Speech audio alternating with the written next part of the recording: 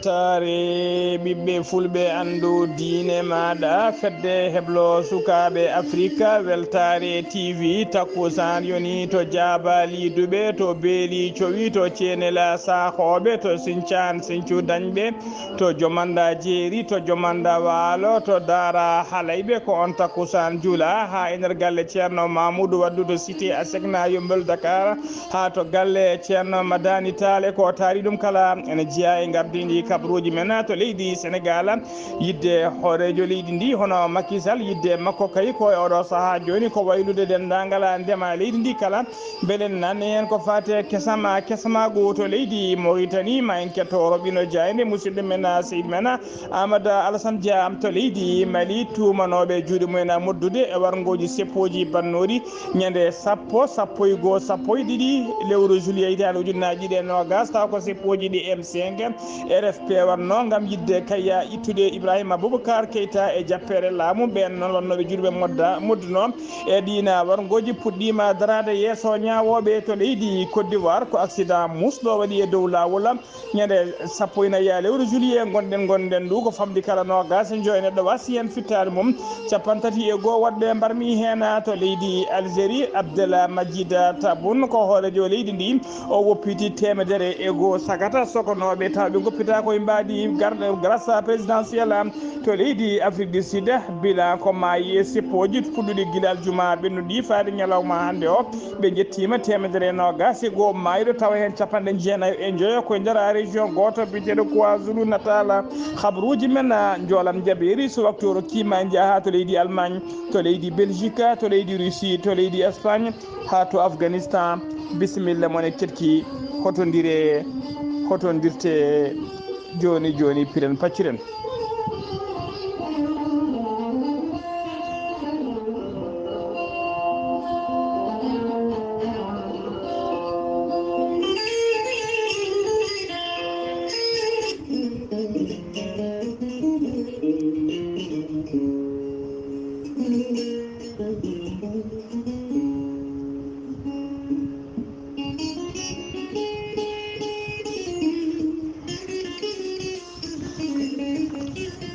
ceerno Djiby Sy ko wittiyanke ko safriyanke safaruji fina tawa ceerno Djiby Sy ko jaadinɗo ɓalawal e danawal kala bawɗo listihara moƴƴuɗo longal laaɓaɗo halwa ceerno Djiby Sy ene safra rafiji kewɗi ɗi jiiɗa cirol rewɓe wonduɓe kista fibrome dogam sitta rewɓe ɗon koɓe sowade e rewɓe dartoraɓe kala ceerno Djiby Sy ne yawrani ɓen rewɓe ɓe ellaji mumen ndewani lawol e rewɓe sattoraɓe ko fate dewle ceerno Djiby Sy ene jogui leɗɗe jawranɗe ɓen worɓe ustoraɓe goragu jippiɓe e leece ɓe mani mumen moƴƴani joom maniyu seeɗa ha yawɓe yitade koye men kala ceerno Djiby Sy heeɓi leɗɗe kese pula e siroji pewnaɗi bawɗi neldede kala nokku e kala leydi to neɗɗo woni ceerno Djiby Sy ene jogui leɗɗe e fannuji ɗiɗi hen fannu goto sa ƴetti leɗɗe makko fodde sappo e tati rafina yalta ma ha laaɓa fannu goɗɗo ko fodde sappo e jeenayyi rafi ene yalta ma ha laaɓa ceerno Djiby Sy ko labɗo reedu malaɗo wune so yeɗanama ka miskino Allah safruma ha mbiya wen taw hay mbuɗa yoɓani so wona wonduɓe rafiji ɗiɗi mo seyɗeneji bahliti hoore mum ha haɓɓa walla on janowo bargal ceerno Djiby Sy ene jogui base mum to leydi Mali to Nioro Mango ene tawe toon miñi ko biteɗo Samba Sy numéro mum ko 00 223 90 22 94 71 ceerno Djiby Sy kañum base mum tawate ko nder Nouakchott lamorgo leydi Mauritanie to legal nettet saɗa jeere nettet numéro makko ko 47 22 80 84 ceerno Djiby Sy ne wiya dendagal kilineɓe mum kala jiɗɗo waɗanede listihara goppata ko inde ma inde nene maɗa o haalanma sirru maɗa ha cikka mata ko nder ɓerde ma o hooɗi ceerno Djiby Sy ne wiya dendagal arnoɓe safruji men moni fof yo addorto waɗi omo wiya kadi noddoɓe kala saaha hakkillenaɓe makko noddoɓe walla waɗoɓe audio e vakaluji e kala saaha yo jomumen mbaɗ insisté tan wona salade notade mataw ko hewrede tan ceerno Djiby Sy komo Allah luɓiri hande gandal ɗum noon mbadden dando faade makko.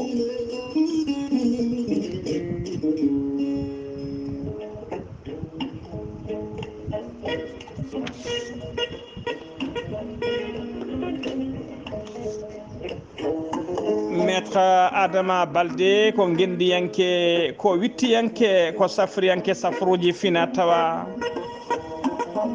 Maître Adama Baldé ko jogiiɗo seedantagal mum baɗaru rekkoni mondial ma. Maître Adama Baldé ko baɗɗo tour du monde. Maître Adama Baldé ene eero dendagal leñol ngol kala nde duttoto e gandi men tinnoɗen e gande men e fina tawa men. Maître Adama Baldé ko laaɓɗo reedu malaɗo woni bawɗo listihara pirowo koyɗi bawɗo ƴewgal. Maître Adama Baldé en wiya yimɓe yo tinno e ƴewgal kala ko neɗɗo waɗa yo ƴeew. Maître Adama Baldé ina safra rafiji kewɗi ɗe jiida cirol. Maître Adama Baldé ene yawrani ɓen weddaɓe korte rewɓe ronkuɓe resede e wonduɓe gorko ladde. Maître Adama Baldé ene yawrani ɓen fiɗaɓe weddaɓe korte walla waɗnaɓe dabaruji omo yawi fitta ɗum ha soro ladde. Maître Adama Baldé caggal nde waɗi tour du monde o arti waɗide tour du Sénégal e oɗo saaha joni omo tawe to leydi Sénégal omo tawe to wuuro wiyetego Mbacké e nder leegal biyetegal Mbacké Dimbu wadda sara daral waɗɗani galle chef de quartier leegal ngal ko ɗon Maître Adama Baldé tawete. Kala jiɗɗo ɗo ko ɓuuri labde Maître Adama Baldé so tawi ko numéro ji makko fixe bureau ji makko mbatta ko 33 837 18 81. So tawi noon ko numéro ji makko portable e WhatsApp makko mbatta ko 77 949 73 83 walla mbaɗa 77 351 77 23. Maître Adama Baldé kadi ne tawi nder weeyo sa yi to ɓoggi karale to YouTube a waɗi Maître Adama Baldé jinganen fulɓe ma yi tan golle paydunɗe ɗo fewɗi o golloto. Maître Adama Baldé komo Allah luɓiri hande gandal mbadden dando faade makko. Kettude kaburuji mon e demgal pulaar Afrique, Asie, Europe, Amérique, Moyen-Orient, Océanie. Jam hiire mon musidɓe tedduɓe eɗen gone mawde 16 lewru morso hitande ujunnaje ɗiɗi e nogas goo kabaruji men ɗemgal pular ɗo e haalirde he ko musidɗo mon sehil mon Haali Abouba to karallagal to ko Saydou Abouba hoɗono mbiruɗen gardidi kabaruji men koto leydi Sénégal pudorɗen fodde kene wona temedde ɗiɗo saggata taw ko Sénégal naaɓe wurnoɓe nder leydi Maroc yinnoɓe artude kay jultude taski mumen e nder terrain ga to e nder galleji men to leydi Sénégal e oɗo saaha joni nana juuki to kerola hakkude leydi to kerola leydi Maroc eɓe donki ɓennude ɗum noon tawa kadi kamɓe ardi halfinaɓe nden ka e keeri leydi Maroc ɓe kolliri tigui dendagal ɓen yinnoɓe yaltude leydi ndi kala hay goto men ala kayit yamirore ummare kay e consulat mumen kamɓe laɓen Sénégal naɓe noon ɓe mbaɗi erango faade dendagal laamu ngu kala nde wallata ɓe ɗo ɓe biltori e ɓeɗon juuɗe ɓeɗon Maroc naɓe beele kay eɓe mbawa yettade heblanade julde nde hano hannitini ha joni ko leydi Sénégal keddoɗen accident musɗo waɗi e dow lawol hakkude Touba faade Linguére ko minicar goto woppi lawol mum o mabɓoyi e leydi tawa kadi saabi ɗum ko pusgol ponyal makko gotal accident o noon bila keɓaɗo hen ko neɗɗo goto wasi hen fittade mum yimɓe jeetato kadi mbarmi hen koninkoɓe faabu noon ko kañumen tigui gaari ɗon ko ɓuuri yawde e yaccade caggal nde heeɓi habaru o ko ɓamɓe tigui mbawi ƴettude dendagal gañiɓe kala ɓe mbawi nawde ɗumen to cuuɗi cafriɗi ha joni ko leydi Sénégal keddoɗen hono mbiruɗen gardini kabaruji men yidde laamu leydi Sénégal e yidde Macky Sall e oɗo saaha joni ko nannude kesamagu e ndema e nder leydi Sénégal yidde makko kay ko waylude ndema nga beele kay oɗo saaha joni dendagal ndema ka kala ene watte nanni hen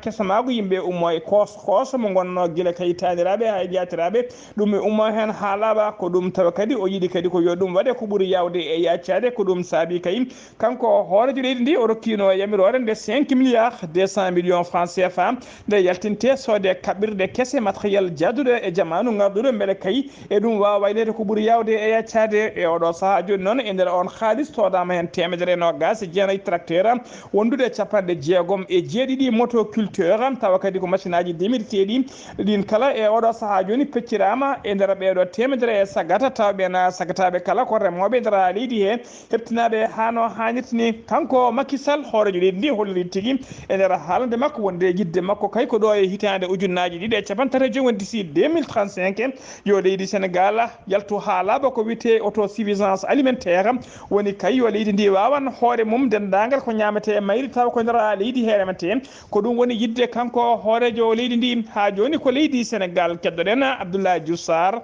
ko jagoɗɗo leydi ndi kalfinaɗo ko fate cellal aade kanko e gollodiɓe makko ɓe mbaɗinoɓe kewadde kala subaka so huccidde ɓesgu ngu andina ɗumen to rafi coronavirus o yarata e nder leydi he ɓe kolliri tigui aljuma hande o wonde e nder waktuji no gasanayi cakkitiɗi ɗi ko ujunnaji ɗiɗi e 117 neɗɗo kolkiso noon e nder holkiso he noon 1jeeɗiɗi e jeetato tawama e jaati ko fiɗaɓe moroso coronavirus so ɗum ɓetama to banggue pourcentage ene holiri tigui e nder temedere kala hen 25,75% ko fiɗaɓe e nder ɓeena 1jeeɗiɗi e fiɗaɓe noon hen 1,294 ko contact suivi woni memodirnoɓe wonduɓe rafi o 1,494 heddiɓeɓe kala ko ka communautaire woni hay goto anda to ƴetti ɗiɗon rafiji ɓe kolori kadi e nder ɓe cellano ɓe 150 kepti cellal mumen paati galleji mumen no gasi jeeɗiɗon tampi sanne ma ballite to banggue fofango tugui hanki fayi hande noon hay neɗɗo goto ala mo rafi o yooɓi e nder leydi he leydi Sénégal ene yaara e oɗo saaha joni bilan o ko 49 ujunere ene fayi yimɓe jeetato winitiɓe doggol corona e nder hen noon 52 ujunere e 1,997 keptino cellal mumen hano hannirtini ujunere temedɗiɗo yimɓe jeenayo ko ɗum woni ko hawre ladiala e ñalawma hande o noon wonduɓe moros corona heddiɓe juuɗe safroɓe nder jokki leydi he kala koɓe ujunnaje 4,690 neɗɗo ha joni kabaruji men e ɗemgal pulaar to leydi Sénégal ha joni Aliou Sall ko maire Guédiawaye ko kanko kadi woni hoorejo kanko woni hoorejo fedde dendagal maire uji ɗi leydi Sénégal kanko Aliou Sall on o ƴetti yaɓɓi koyɗe makko ñalawma hanki o yeehi ha to galle Aïda Mbodj noon galle mum taweto Sacré Cœur nawiɓe toon noon ko yettinoyde duwawuji mabɓe kay caggal jaltugol aduna yummuma Aïda Mbodj biyetenoɗo Adja Aminata Sara jaltinoɗo aduna guila nogas jeetati lewru juillet hitande ujunnaji ɗiɗi e nogas goo Aliou Sall noon yahani goto saabu omo yaati sete timmuɗo no fewi tawa on sete ɓe o yaadi kala ko jeeyaɓe ngalɗo ceetal bitegal AMS woni association des maires de Sénégal ha joni ko leydi Sénégal keddoɗen jeeyana ha to Dalifort ko tana musɗo waɗi to Dalifort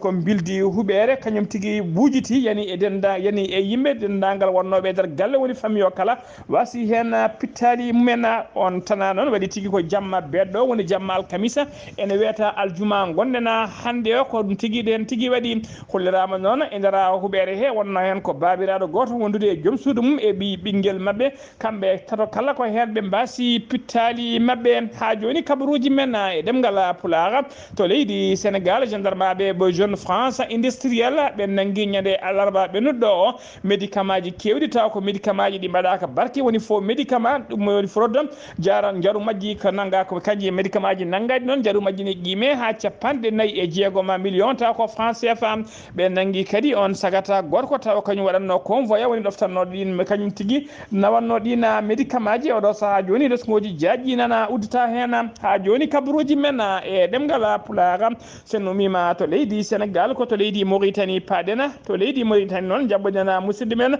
seydi men Amadou Dia Poulo assalamu aleykum wa rahmatullah.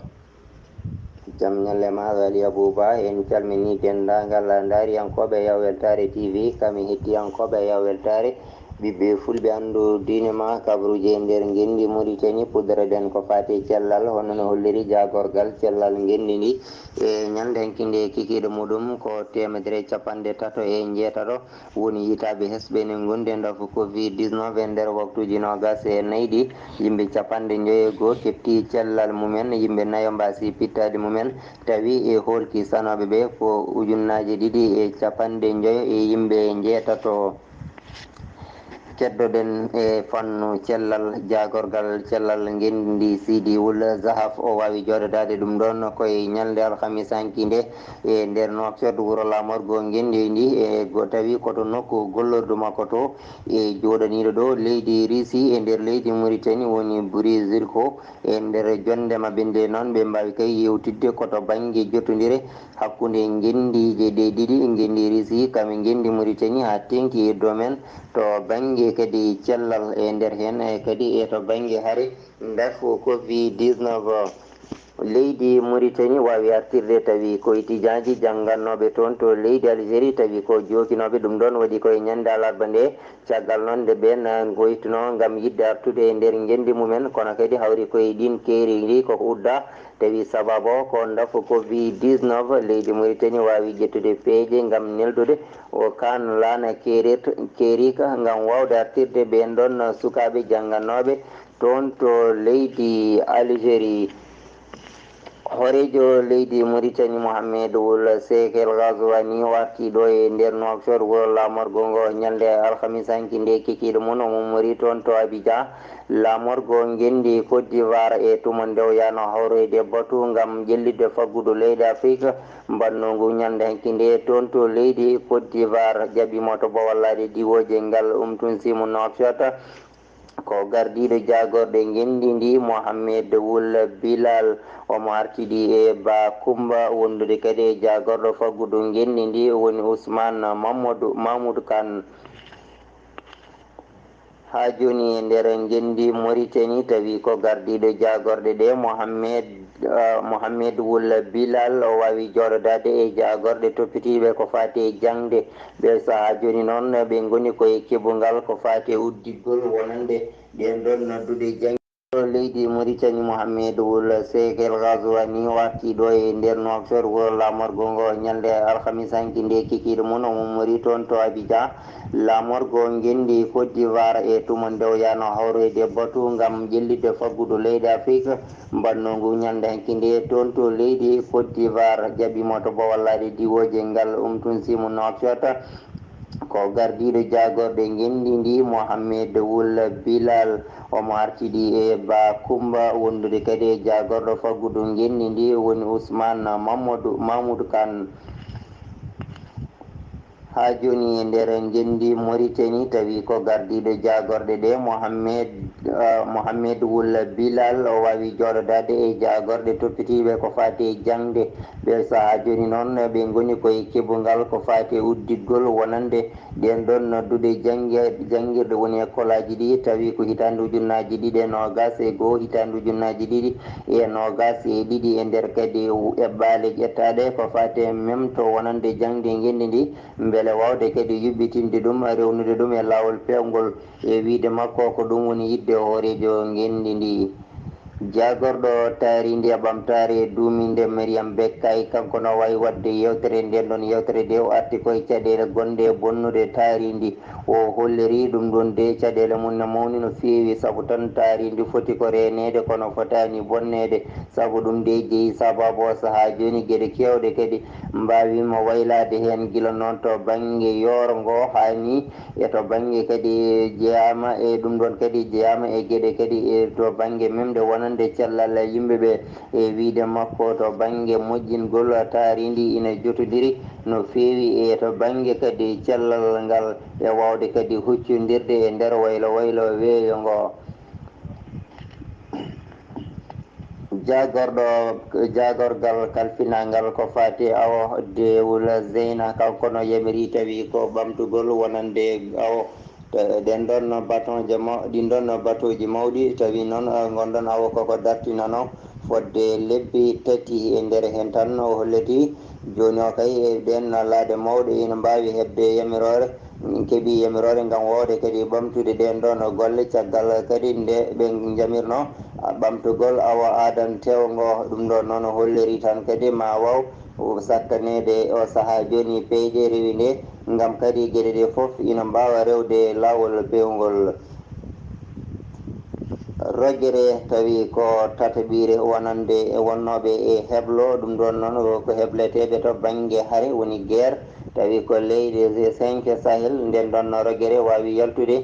ɓe waɗi koye tawtorede jagorɗo kalfinaɗo nden ka guendi Mauritanie ha nanowol Sidy e wondude kadi e on tawi ko conseiller de la défense ɓe ancien combattant et des victimes de guerre ɓe leydi Tchad e nder henne kadi tawi ina tawtora ɗum gardiɗo ko fate nden kaji guendije G5 Sahel ene henne kadi e leydi Arabie Saoudite e wiide makko ndeɗo rogere yaltude tawi ko rogere hitande ujunnaje ɗiɗi e nogas hitande ujunnaje ɗiɗi e nogas e goho wonnoɓe heblon gam ko fati e guerre ko fodde 44 officier gasi ha laaɓi ko tongune ɗen kumpital e nder guendi Mauritanie ko musidɗo mon Amadou Alassane Dia Weltare TV Mauritanie. Amadou Alassane Dia golle ma jooɗi peewi senno mima to leydi Mauritanie koto leydi Mali paaɗena to leydi Mali noon ma en jaa ha to wuuro witego nokku biteɗo Thiéré ñande jamma 15 ene wiyata 16 juillet woni jamma beɗɗo ɗo o sanga 23h woni 11h jamma 23h 11h jamma 23h40 woni 11h jamma ene fayi capanɗe nayyi hojoma dadiɓe leydi Mali ɓe hinde fama woni force armé malien ɓe mbaɗino opération mabɓe pattam limijo on opération noon ɓe inniri ɗum tigui ko kele tigui ko ɗum woni ko ɓe inniri oɗon opération ɓe kolliri noon e nder on opération ɓe mbawi teɓade sagata ɓe jeetato taw ko jeeyaɓe pelle ceɓitiɗe ɓe keptiniɓe kadi pistolet ji jeetati ɗi hinde PM e lance roquette goto wontude e poste radio ji kewɗi taw ko radio ji talka walki e matériel aji kewɗo no fewi ɓe kepti ɗum noon koye nder falde to wiyete Thiéré e nder tawi nder région mo Koutiala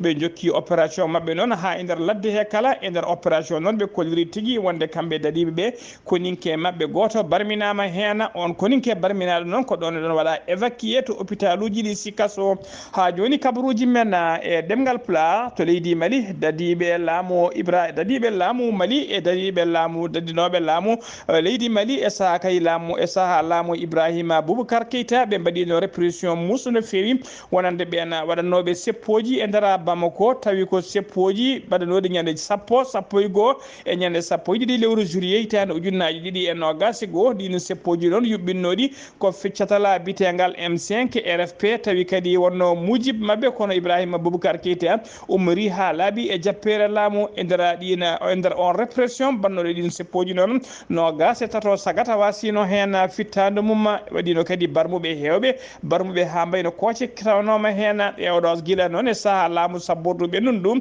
e guila kay laamu Ibrahima Boubacar Keïta ha e laamu sabborduɓe nunɗu kala hollirama tigui ɗinon dossier ji taw ko waɗɓe ɗen gueɗe kamtude no fewi dossier ji ɗi gonno ko nder tiroiluji e oɗo saaha joni e laamu sabbordu kesgu e oɗo saaha joni hollirama tigui ɗina kayitaji jaltinama e nder tiroiluji nana pawa tigui e dow tabal ɓeɗon halfinaɓe ko fate ñawoje e leydi ndi saabu ɓe kolliri guila ñande 6 lewru juillet ndu gonɗen ndu tawa ɓeɗon tumaɓe kay juuɗe mumen moddude ɗiɗon wergoji kala nana mbaɗa ya garta to tribunal to e nder ɗeɗon ñawoje kadi hollirama tigui wonde mandat d'arrêt international waɗama e oɗon biyeteɗo Karima Keïta noon ko ɓi oɗo biyeteɗo Ibrahima Keïta gonnoɗo mennoɗo wonde hoorejo leydi ndi oɗo saaha joni tawateɗo nder leydi Côte d'Ivoire koko waɗa mandat d'arrêt international e makko to tiya kala yo tongue ha tiiɗe artiri e nder leydi hen ko ɗum tigui woni ko laamu ngu namdi oɗo saaha joni ɓe kolliri kadi wonde ɓoyata yoga e yimɓe kay tawa kay ko cadre uji mawɗi e nder leydi he laamu Ibrahima Boubacar Keïta wondude kadi e mennoɓe wonde ministre uji kala e oɗo saaha joni taw koɓe juuɗe men tuma tigui moddude e mbuñaari e dirkude e dirkingol koppereje e burjingol goppereje leydi ndi ɓen kala ɓoyata ma daro yesso tribunal to tawa kadi ko ɓeɗon witeɓe bureau de vérificateur général e di contrôle ko kañuma jofiɓe e fiɗendu ha joni kabaruji men e ɗemgal pulaar Mali waɗɗani Côte d'Ivoire koto leydi Côte d'Ivoire paaɗen ñande jamma 14 juillet e gonden du ko accident musɗo waɗi e dow lawol ko famdi kala nogas joni neɗɗo wasi hen fittade mum 31 waɗɓe mbarmi hen accident o noon waɗi ko sanga 19 heures woni 7 heures kikiɗe kiɗɗo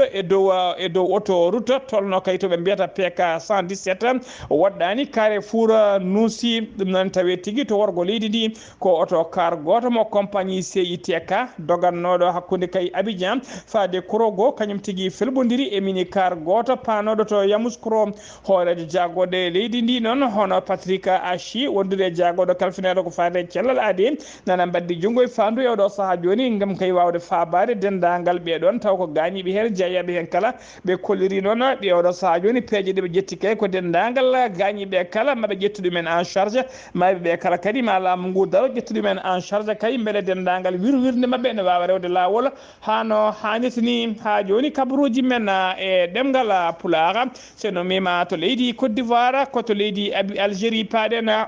leydi Algérie hoorejo leydi ndi hono Abdel Majid Taboun o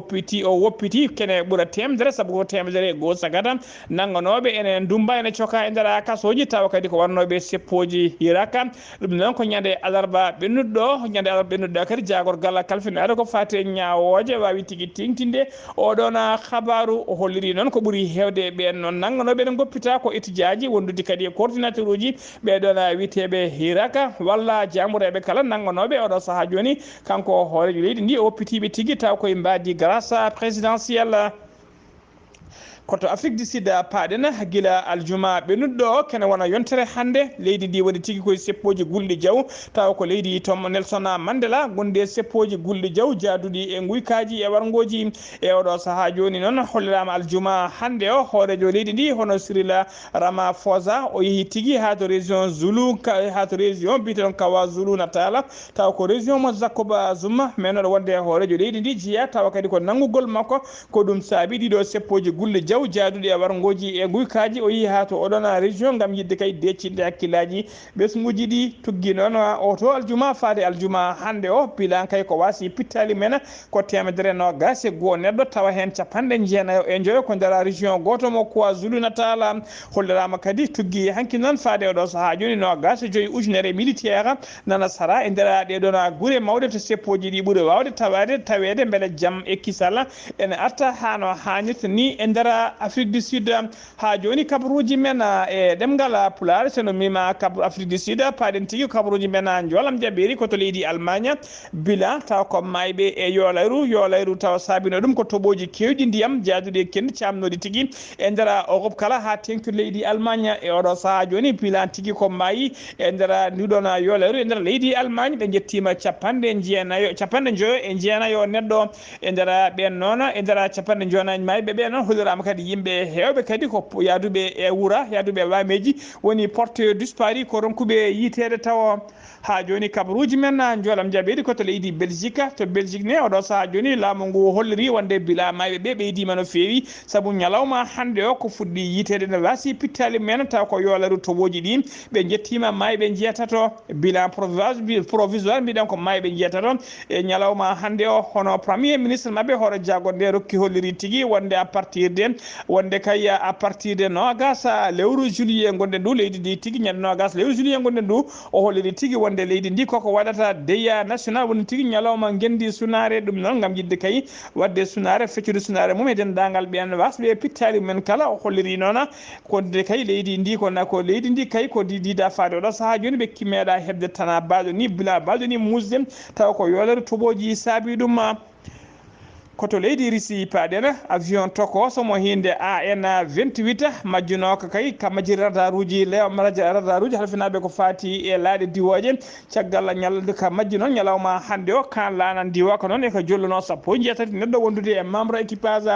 lana ka noon yitama kadi dendagal wonnoɓe makko kala yitama ene kiisi kamɓe kala ɓe guuri caggal noon nde lana ka majjiriɓe radar ko ɗon tigui ka waɗi atterrissage forcé koɓe jiitama noon kamɓe kala eɓe guuri ne waɗe mabɓe tan joguiɓe gagne ñande tokosene feewi ga ñande kakiniɗe kono kamɓe kala eɓe kisi koto leydi Espagne paaɗen justice mo leydi Espagne holori tigui ne yaadi kadi rokki yaɓirore yo kulala hirtolelo woni ko wiyete couvre-feu yo waɗe e nder guure mawɗe kala tawatede e nder fande Catalogne e nder ɗen guure noon tawa kadi ngoɗo wuuro wiyetego Barcelone en tawe hen ɗeɗon guure noon yo naat ko wiyete tikkere hofgo yo naat ki ko wiyete tigui e kulala hirtolelo tawa ngala kulal hirtolelo noon ɓe kolliri tigui ngal fuɗɗoto ko 1 heure jamma ha 6 heures du matin ɗo e yontere tigui woni ɗo ha bayra nogas e tati lewru juillet ɗum noon ko dendagal guure mawɗe tawateɗe nder falde Catalogne kala taw ko guure jawɗo joguiɗe kay tuggi ujunnaje 5 fayi dow habitant ɗen kala ko natoɓe e ko wiyete kulala hirtolelo ngal kulal hirtolelo noon fuɗɗoto tigui koye nder weekend mo gonɗen o koto leydi Afghanistan cakkiteɗen dadiɓe leydi Afghanistan ɓe kolliri tigui wonde ɓe mbaddi garmi gara musɗo ha ñalawma hande o ɓe mbaddi ɗum noon e ɓeɗon taw ko seɓɓitiɓe ɓe hinde taliba en e oɗo saaha joni nanguɓe yoga e leydi ndi ɗum noon on garmi gara noon ɓe mbaddi ɗum tigui koto worgo leydi ndi yibde mabɓe noon ko heptude e ngoɗon wuuro taw kadi ko wuuro faydungo no fewi tawatego e nder nden falde gon wuuro noon ɓe kolliri tigui gon wuuro noon wiyete ko Spain Boldak tawatego to worgo leydi ndi tawa kadi waɗani keerol hakkude mabɓe Pakistan ngar ngoɗon wuuro noon ko guila alarba o to guila alarba ɓennu ɗo ko guila nden wuuro ngo umme juuɗe dadiɓe ha laaɓi arti e juuɗe taliba en noon e oɗo saaha joni ko ɓuuri hewde e leydi hen tawe tigui e juuɗe mabɓe laamu ngu noon yidde mum kayi ko siftude yoga e guure ha tengti e guure ɓurɗe faydinde tawateɗe nder leydi hen musidɓe tedduɓe gasi ha laaɓi ceer ko ɗum ɗo wonno ko tonguɗen kabaruji men e ɗemgal Pulaar ɗo e haalirde he ko musidɗo mon sehil mon haali Abouba to leydi Mauritanie ko Amadou Alassane Dia to leydi to kabaruji men ko fate karalleje kese ko fate boggi karale ɗin nangani ɗum ko Saydou Abouba ketki malaki jaam yo jaam Allah jogomi jogo on